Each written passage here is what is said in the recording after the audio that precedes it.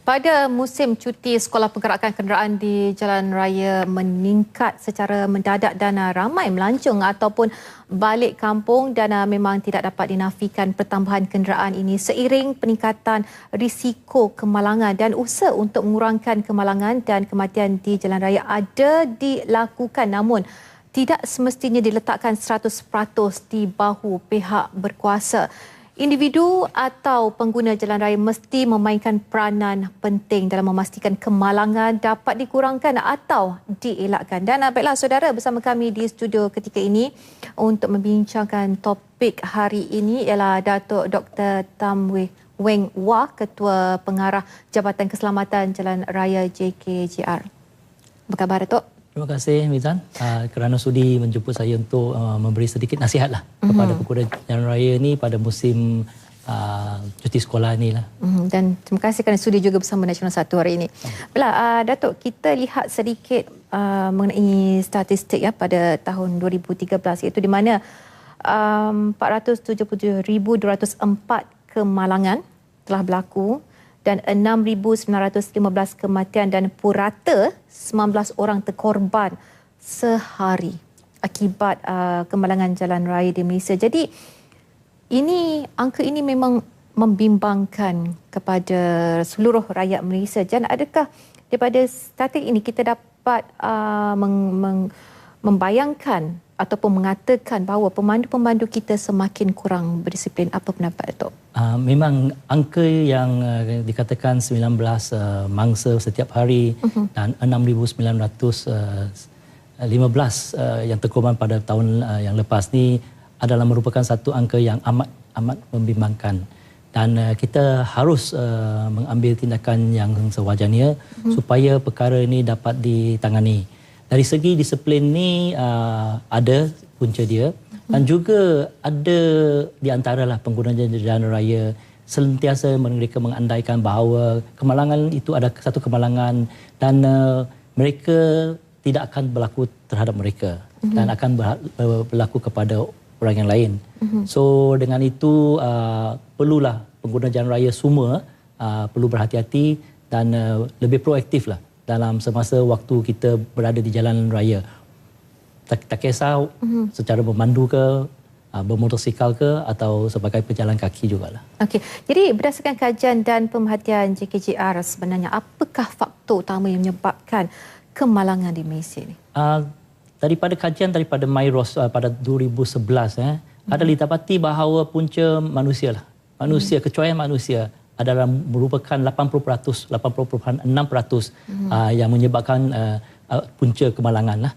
So dengan itu kalau kita dapat mengatasi masalah tersebut itu kita boleh mengurangkan kadar kemalangan yang amat tinggi pada masa sekarang.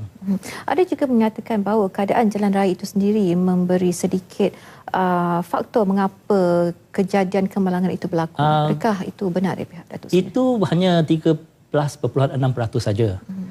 Kalau kita berhati-hati, kalau katakan jalan ada tidak begitu bagus, kalau kita berhati-hati kita boleh elakkan kemalangan tersebut. Katakan jalan walaupun 50 km, tapi pemandu itu mereka membawa laju sehingga 70-80 kadang-kadang 100 km sejam. So dengan itu bagaimanalah kita nak katakan jalan itu adalah punca utama. Mungkin ada sebahagian tapi yang utama ni ialah punca manusia tu.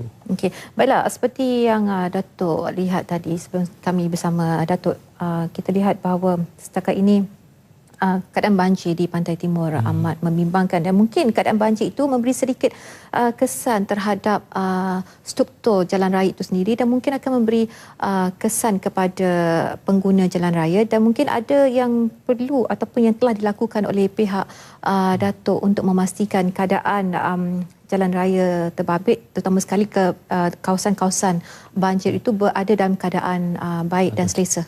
Saya yakin sebab untuk keadaan jalan ini, perkara ini dijaga oleh JKR dan saya yakinlah mereka bila ada banjir dan juga ada pergerakan tanah itu mereka akan memantau dengan rapi. So ada di peringkat daerah, di peringkat negeri dan juga di peringkat HQ lah. So dengan itu selain daripada itu jugalah saya pun lihat sekarang dengan ada social media bila ada perkara-perkara tanah runtuh, tanah bergerakan tu mereka akan hantar melalui Twitter ke melalui Facebook lah. So saya lihat ini boleh dianggap terkawal lah. Dan saya minta juga kalau ada apa-apa perkara mereka lihat tidak begitu selamat, bolehlah maklumkan kepada JKJR pun boleh dan juga kepada JKR pun boleh. Kerjasama daripada orang ramai amat diperlukan untuk memastikan keselamatan struktur jalan raya itu sendiri. Baiklah, Datuk, kita lihat tadi 19 orang terkorban sehari iaitu statistik pada tahun 2013. Jadi apakah perbezaan kadar kemalangan kita berbanding dengan negara-negara jiran ataupun negara-negara serantau? Okey, sebelum saya komen perkara itu, kita kena faham bahawa cara pengkumpulan data dan statistik, penggunaan statistik ada berbeza. Ada di negara jiran tu mereka kira kalau hanya kematian di kawasan kemalangan baru dikira sebagai kematian. Bila dia bawa ke hospital, perjalanan ke hospital, kalau dia mati dia tidak kira sebagai kematian jalan raya. Untuk Malaysia kita menggunakan standard yang lebih tinggi mengikut standard antarabangsa di mana kita ambil tempoh 30 hari. So bila kemalangan berlaku, dia pergi ke hospital dan dia balik rumah, walaupun dalam tempoh 30 hari itu boleh dikira sebagai kematian. Dan dengan itu kalau kita nak katakan negara yang mana yang lebih tinggi itu memang sukar, tapi yang penting ialah kita lihat daripada kadar kita sendiri, di mana kita pun ada target-target tertentu. Kita nak jadi negara maju pada tahun 2020 dan di negara maju itu bukan hanya dari segi fizikal tapi juga dari segi sosial, terutama ni dari segi kemalangan jalan raya. Kalau ikut statistik, kalau target-target yang kita nak capai ialah untuk 10,000 kenderaan, kadar kematian tu tidak boleh melebihi 2 lah. Dan untuk 100 penduduk itu dia tidak boleh melebihi 10 lah. Dan juga untuk penggunaan 1 billion kilometer vehicle travel itu dia juga tidak boleh melebihi 10 lah. So dengan itu adalah target-target itu. Dan pada masa ini untuk Malaysia untuk 10,000 kenderaan tu tahun lepas ialah 2.9 kematian untuk setiap 10,000 kenderaan lah. So kita lihat ada penurunan dari segi kadar. Pada tahun 2004 adalah 4.51 dan pada tahun lepas dapat menurun kepada 29 lah, tapi target kita ialah 2 atau kurang lah. Jadi boleh dikatakan tahap kesedaran oleh orang ramai setakat ini makin baik berbanding tahun-tahun sebelumnya. Ya, baik, namun mesti ada penambahbaikan terhadap keselamatan jalan raya yang tidak harus hanya tertumpu kepada aspek pengurangan kematian selain daripada kesedaran itu diberikan kepada mungkin golongan muda. Jadi apakah kerjasama ataupun kerjasama daripada pihak-pihak yang berkaitan bagi mengurangkan kematian selain daripada kesedaran ataupun penambahbaikan terhadap jalan raya itu sendiri? Okey, ya memang untuk keselamatan jaya ni adalah tanggungjawab bersama dan tidak semata-mata di pihak kerajaan. Kerjasama antara pihak kerajaan, swasta, komuniti dan juga golongan-golongan tertentu adalah amat diperlukan. Pertamanya kita telah merangka bekerjasama dengan 63 agensi, jabatan, pihak swasta, NGO untuk menggubal satu plan keselamatan jalan raya untuk 2014 sehingga 2020 di mana terdapat 5 tonggak utama. Yang pertama ialah mesti ada pengurusan keselamatan jalan raya di mana-manalah, di organisasi mana-mana. Yang kedua ialah mobiliti dan jalan raya yang lebih selamat. Yang ketiga ialah kenderaan pun kena ada lebih selamat. Berada dalam keadaan yang baik. Yes. And then yang keempat ialah pengguna jalan raya sendiri perlu lebih matang lah. Dan kelima, kalau semua ni tak jadi dan berlaku kemalangan, yang penting ialah pengurusan pasca kemalangan di mana ambulans dapat disampaikan dengan lebih cepat. So dengan itu kita ada satu plan yang baru diluluskan oleh Jemaah Menteri pada 13 Ogos ini.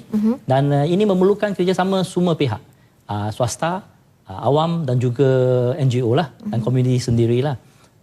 Kita juga ada engagement dengan seperti golongan motosikal, golongan basikal dan juga pengguna-pengguna yang khusus lah.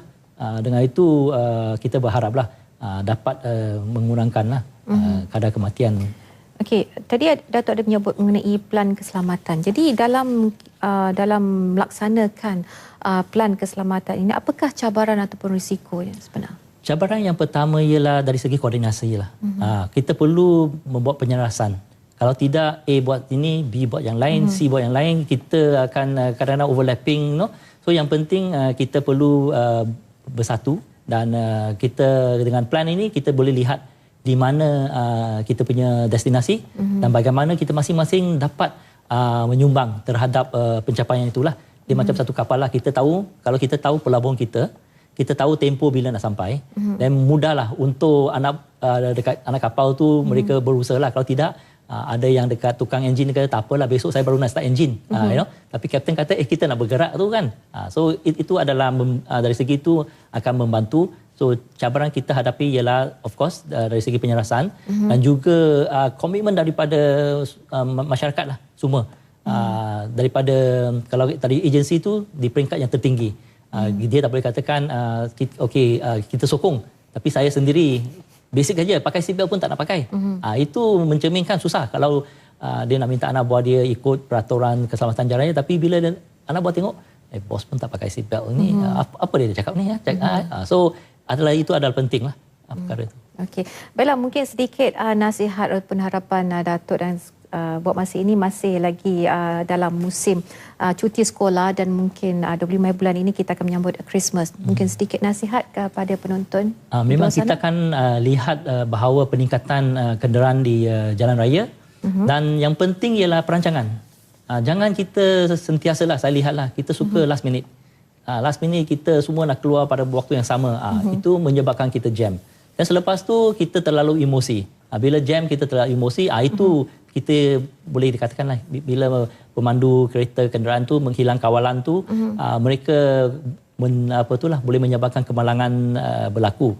Dan satu perangai lagi saya lihat ialah bila kita dalam jalan raya tu, bila tukar lane tu jarang suka nak guna signal light.